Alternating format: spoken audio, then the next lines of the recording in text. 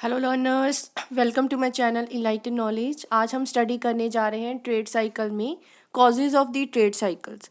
तो इसके हम लोग अलग अलग व्यूज़ पढ़ेंगे। हर एक इकोनॉमिस्ट के डाइवर्जिंग व्यूज़ के बारे में डिस्कस किया जाएगा। तो वीडियो शुरू करने से पहले आपको बता देती हूँ, आप मेरा टेलीग्राम चैनल ज्वाइन कर सकते हैं, वेबसाइट पे भी विजिट कर सकते हैं। इन दोनों पे आपको इन वीडियोज़ की PDF फाइल मिल जाएगी। साथ ही में फेसबुक पेज को भी लाइक कर दीजिएगा, लिंक आपको डिस्क्रिप्शन बॉक्स में मिल जाएगा। शुरू करते हैं। तो अगर हम बात करें कि क्या क्या वजह है कि जिस वजह से आपके ट्रेड साइकिल एग्जिस्ट करते हैं, कि जिसको हम लोग बिजनेस साइकिल्स भी कहते हैं, कुछ ऐसी फ्लक्चुएशंस आती हैं मार्केट में कि हमारी इकोनॉमी अप एंड डाउन होना स्टार्ट हो जाती है। तो ट्रेड साइकिल एक बहुत ही कम्प्लेक्स फिनोमिनन है जो कि आपकी सारी की सारी इंटायर इकोनॉमी सिस्टम को इंक्लूड करता है और इसका कोई सिंगल कॉज नहीं हो सकता। इसके काफ़ी अलग अलग कॉजेज़ होते हैं कि ट्रेड साइकिल एग्जिस्ट क्यों करते हैं। नॉर्मली जो एक बिजनेस साइकिल होता है उसके पीछे काफ़ी सारे फैक्टर्स प्रिवेल करते हैं। उसके पीछे कौन कौन से फैक्टर्स हैं, एक तो एक्सोजीनस हो सकते हैं कि बाहरले फैक्टर्स, जैसे कि हम मान के चलें कि कोई वॉर हो गई, इनोवेशन या पॉपुलेशन की मूवमेंट, टेरिटोरियल डेवलपमेंट, ये सारे बाहरी आपके फैक्टर्स होते हैं। और इसको हम लोग टेम्पररी शॉक्स भी कहते हैं। कुछ समय के लिए होते हैं, टेम्पररी समय के लिए होते हैं, लेकिन इकोनॉमी में फ्लक्चुएशंस करना स्टार्ट कर देते हैं। और एक आपके होते हैं एंडोजीनियस फैक्टर, जो कि इकोनॉमिक सिस्टम के अंदर के फैक्टर है, अंदरूनी फैक्टर्स हैं, जैसे कि bank credit, liquidity preference, price level, elasticity हो गया, आपकी MPC हो गया। मतलब ये सारे क्या है, एंडोजीनियस फैक्टर्स हैं, जिस वजह से क्या होता है कि कुछ पीरियोडिक वेव लाइक मूवमेंट होना स्टार्ट हो जाती है, जिसको हम लोग साइकिल्स का नाम देते हैं। तो डिफरेंट डिफरेंट स्कूल्स हैं थॉट की। हम लोग कुछ इंपॉर्टेंट स्कूल्स के बारे में डिस्कस करेंगे। तो अलग अलग एक्सप्लेनेशन दी गई है सभी के द्वारा, एक या फ्यू फैक्टर्स को लेके, in order to get a comprehensive idea of such a complex phenomenon. तो ये ज़रूरी हो जाता है कि हम हर आइडिया को ब्रीफ में पढ़ना, डिस्कस करें। तो ये सारे आपके डिफरेंट स्कूल्स ऑफ थॉट होंगे। पहला जो हम पढ़ने जा रहे हैं वो है मॉनेटेरियस्ट अप्रोच। तो इसमें कौन कौन से इकोनॉमिस्ट हैं, तो पहला है आपका मिल्टन फ्रीडमैन। तो मिल्टन फ्रीडमैन और इसके जो भी फॉलोअर्स थे वो आपको मॉनेटेरियस्ट इकोनॉमिस्ट उनको हम कहते हैं, या फिर उनको मॉनेटरी स्कूल ऑफ थॉट कहा जाता है। इन इकोनॉमिस्ट का ओपिनियन क्या था कि इन्होंने बताया था कि अगर मनी की सप्लाई में कुछ चेंजेस आ जाएं, जिनकी वजह से क्या होता है कि उतार चढ़ाव आना शुरू हो जाते हैं एक इकोनॉमिक एक्टिविटीज़ में, तो तभी से ट्रेड साइकिल एग्जिस्ट करते हैं। इन्होंने बताया है, according to them there exist a co relationship between money supply and the occurrence of the trade cycle. कि इन्होंने अपना रीज़न क्या बताया है कि मनी सप्लाई की वजह से ही हम लोग देख पा रहे हैं कि ट्रेड साइकिल एग्जिस्ट करते हैं। अगर मनी सप्लाई में कुछ चेंजेस आते हैं तो जिससे क्या होता है कि आपकी एग्रीगेट डिमांड में भी चेंजेस आना शुरू हो जाते हैं। और ये भी माना जाता है कि लेवल ऑफ रियल GDP में भी इंक्रीज या डिक्रीज आता है। रियल GDP का मतलब क्या होता है, जब हम इन्फ्लेशन को एग्जिस्ट करते हैं, इसमें इन्फ्लेशन एडजस्टेड मेजर माना जाता है इसको, रियल GDP। तो एब्सोल्यूट जो डिक्लाइन हो जाए अगर मनी सप्लाई में, तो उसको हमने माना है कि उससे क्या होता है, रिसेशन आना स्टार्ट हो जाती है। रिसेशन क्या होता है, इकोनॉमी का नीचे गिरना शुरू हो जाना, कि सारी इकोनॉमी रिसेशन की तरफ बढ़ना शुरू हो जाती है। और आपका जो स्लो रेट होता है इंक्रीज इन मनी सप्लाई का, इसी वजह से ही रिसेशन आती रहती है। कुछ माइनर रिसेशंस आती है कि मनी सप्लाई का जो स्लो रेट है उसका इंक्रीज का। तो यही कारण है कि मनी सप्लाई की वजह से ही आपके क्या है, फ्लक्चुएशंस आ रही हैं इकोनॉमी में, जिस वजह से रियल GDP का लेवल भी चेंज होना शुरू हो जाता है। सेकेंड व्यू पॉइंट पढ़ते हैं आपका Keynesian school of the thought. Keynes और उसके फॉलोअर्स ने मॉनेटेरियस्ट व्यू को बिल्कुल ही रिजेक्ट कर दिया था। उन्होंने ये बताया कि अकेला मनी सप्लाई की वजह से ही फ्लक्चुएशंस नहीं आती है मार्केट में, बल्कि इन इकोनॉमिस्ट ने कहा था कि दोनों ही मॉनेटरी भी और नॉन मॉनेटरी फैक्टर्स रिस्पॉन्सिबल होते हैं कि क्या साइक्लिकल फ्लक्चुएशंस आ रही हैं आपकी इकोनॉमी में। और the fluctuations in the real GDP are often caused by the fluctuations in the autonomous expenditure. Autonomous expenditure का मतलब ये होता है कि जहाँ पे सरकार कुछ ना कुछ अपने तरीके से ही खर्चा करती है, वो ये नहीं सोचती कि इनकम का लेवल क्या हो रहा है। ऑटोनमस का मतलब ही ये होता है कि गवर्नमेंट कितना खर्चा कर रही है without expecting anything the level of of income, और ये देखते हैं कि जो और भी फ्लक्चुएशंस हो रही है आपकी मनी सप्लाई में। इसका मतलब इन्होंने मॉनेटरी फैक्टर्स भी लिए हैं और नॉन मॉनेटरी फैक्टर्स को भी इंक्लूड किया है। तो केन्स ने बिलीव किया कि फ्लक्चुएशन जो आती है आपकी एग्रीगेट डिमांड में वो किस वजह से आती है, क्योंकि आपका खर्चा कितना हो रहा है या प्राइवेट सेक्टर कितना खर्चा कर रहे हैं, जिसकी वजह से कई बार इन्फ्लेशनरी या रिसेशनरी गैप आ जाता है। इन्फ्लेशनरी गैप की पूरी वीडियो हमने डिस्कस कर रखी है।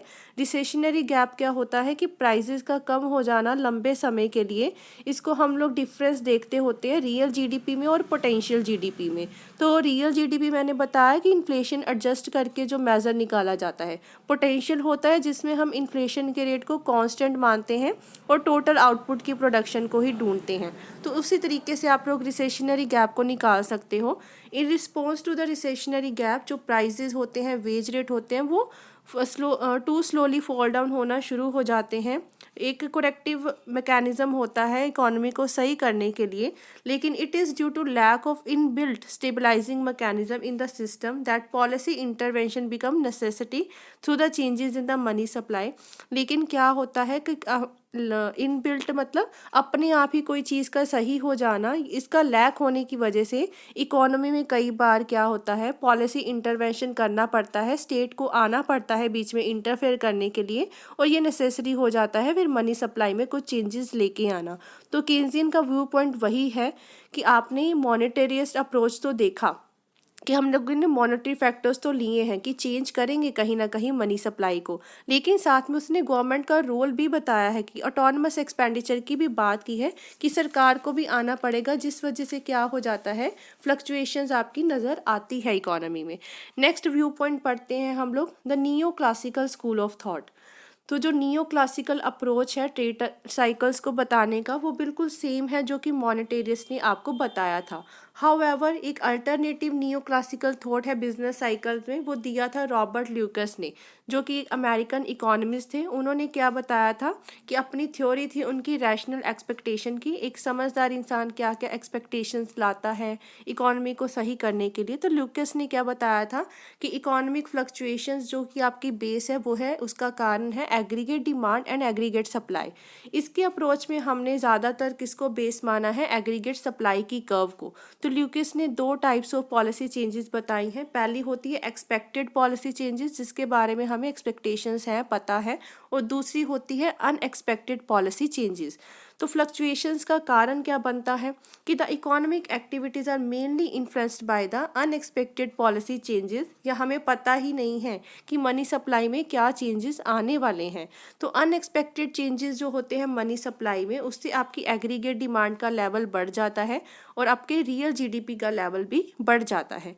अगर तो पॉलिसी चेंजेस हमें पता है एक्सपेक्टेड है, तो वेज रेट और प्राइस लेवल इंक्रीज करेगा, acting as a constant on the short term aggregate supply, कि एक तरीका रुकावट पैदा करेगा। Thus there will be no change in the real output, लेकिन रियल आउटपुट में कोई चेंजेस नहीं आएगा। तो इनकी वजह से उन्होंने बताया ही अकेली अनएंटिसिपेटेड पॉलिसी ही होती है जिससे कहीं ना कहीं हमारी इकोनॉमी में चेंजेस आती हैं।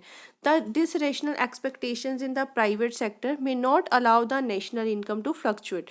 तो यही आपका कारण है कि ये रैशनल एक्सपेक्टेशंस की वजह से हम लोग मान सकते हैं कि प्राइवेट सेक्टर में जो नेशनल इनकम का लेवल है वो ज़्यादा फ्लक्चुएट नहीं कर पाएगा। तो इसी तरीके से ये आपके जो रैशनल एक्सपेक्टेशंस हमने मान के चले हैं उसमें अनएंटिसिपेटेड पॉलिसी चेंजेस की वजह से आपके रियल जीडीपी में कुछ चेंजेस आते हैं। और सिस्टमेटिक पॉलिसी चेंजेस क्या होती हैं, प्रेडिक्टेबल होती हैं लेकिन इनइफेक्टिव होती है। सिस्टमेटिक पॉलिसी क्या होता है बच्चे, कि जब आपको एक्सपेक्टेड है, हमने किया ना कि दो तरीके की उसने पॉलिसी चेंजेस बताई है। एक एक्सपेक्टेड पॉलिसी चेंजेस है जिससे कोई प्रभाव नहीं पड़ेगा, वो इनइफेक्टिव हो जाएगी। अकेली अनएक्सपेक्टेड पॉलिसी चेंजेस ही होती है जिस वजह से आपकी फ्लक्चुएशंस आती हैं। यही कॉज होता है आपके ट्रेड साइकिल्स के आने का। नेक्स्ट बात करते हैं रियल बिजनेस साइकिल, जिसको हम आरबीसी कहते हैं। ये एक्सटेंशन है आपका नियो क्लासिकल अप्रोच का। तो contrary to the neoclassical thought that cyclical fluctuations in the economy occur due to fluctuation in the aggregate demand, real business cycle approach ने क्या सुजेस्ट किया, हमने साइक्लिकल फ्लक्चुएशंस का कारण नियो क्लासिकल ने क्या बताया था कि कुछ ना कुछ अगर चेंजेस आए आपकी एग्रीगेट डिमांड में, लेकिन रियल बिजनेस साइकिल ने क्या बताया कि ये फ्लक्चुएशंस जो लंबे समय के लिए चले वो किसकी वजह से आ रहे हैं, आपकी एग्रीगेट सप्लाई कर्व की वजह से, जिस वजह से आपके जीडीपी जो रियल जीडीपी है उसमें फ्लक्चुएशंस आती हैं, कारण बनता है उसमें चेंजेस आती हैं। लॉन्ग रन में क्या होता है कि change in technology, change in test preference of the consumer, इनमें चेंजेस आने की वजह से एग्रीगेट जो सप्लाई कर्व है वो शिफ्ट होना स्टार्ट हो जाती है, जिस वजह से रियल जीडीपी में भी शिफ्टिंग होना शुरू हो जाता है। दो नियो क्लासिकल और आरबीसी मॉडल ने साइक्लिकल फ्लक्चुएशंस आने का कारण क्या बताया है, in terms of the equilibrium between aggregate demand and aggregate supply. इसी वजह से हम लोग रियल बिजनेस साइकिल मॉडल को एक्सटेंशन मानते हैं नियो क्लासिकल अप्रोच का। हाउएवर नियो क्लासिकल अप्रोच ने ज़्यादा सा स्ट्रेस दिया है that it is fluctuations in the aggregate demand which cause real GDP to fluctuate, लेकिन आरबीसी ने किसको ज़्यादा इंपॉर्टेंस दी है, इसने दी है लॉन्ग रन एग्रीगेट सप्लाई को, या जिसको हम लोग पोटेंशियल जीडीपी भी कहते हैं, जिस वजह से आपके रियल जीडीपी में फ्लक्चुएशंस आती हैं। तो एक्सटेंशन तो है नियो क्लासिकल का, लेकिन थोड़े व्यू इसके डिफरेंट है, निकालते वो वैसे ही हैं दोनों में इक्विलिब्रियम लेके एग्रीगेट डिमांड और एग्रीगेट सप्लाई में।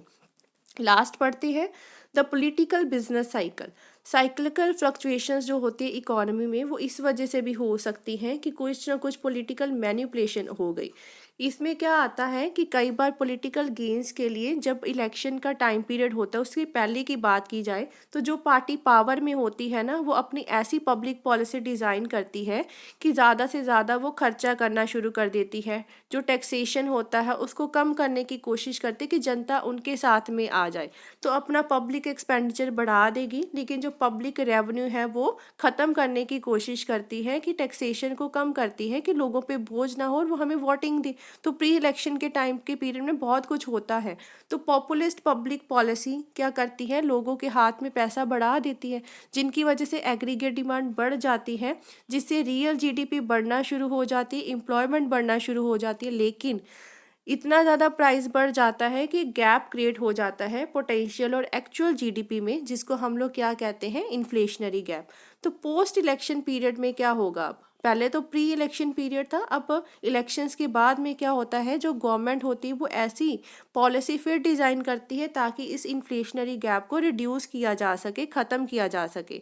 इसी वजह से एक इंटेंडेड पॉलिसी जो गवर्नमेंट की होती है पॉलिटिकल गेन्स की वजह से, इंटेंडेड मतलब कि आपने जो ये पॉलिसी अपनाई है कुछ प्लान्ड पॉलिसी की थी वोट्स को गेन करने के लिए, पॉलिटिकल गेन्स के लिए, वो कई बार बहुत ज़्यादा रिस्पॉन्सिबल हो जाते हैं आपकी साइक्लिकल फ्लक्चुएशंस को लेके। तो माइकल कैलिकी ने, एक जो केन्जियन इकोनॉमिस्ट है, उन्होंने भी ये कारण माना है, उन्होंने भी इस व्यू पॉइंट को स्वीकार किया है, वो भी इनके प्रोपोनेंट रहे हैं। तो ये है क्या क्या कॉजेज़ थे कि ट्रेड साइकिल्स अक्कर करते हैं इकोनॉमी में। नेक्स्ट हम लोग डिस्कस करेंगे जो इम्पॉर्टेंट आपकी थ्योरीज हैं ट्रेड साइकिल की, सैम्यूल्सन की, हिक्स की, उनके बारे में डिस्कस किया जाएगा। तो अगर वीडियो हेल्पफुल लगी हो चैनल को ज़रूर सब्सक्राइब कीजिए, like share and comment and press the bell icon, ताकि हर वीडियो की नोटिफिकेशन आपको टाइम टू टाइम मिलती रहे। Thank you.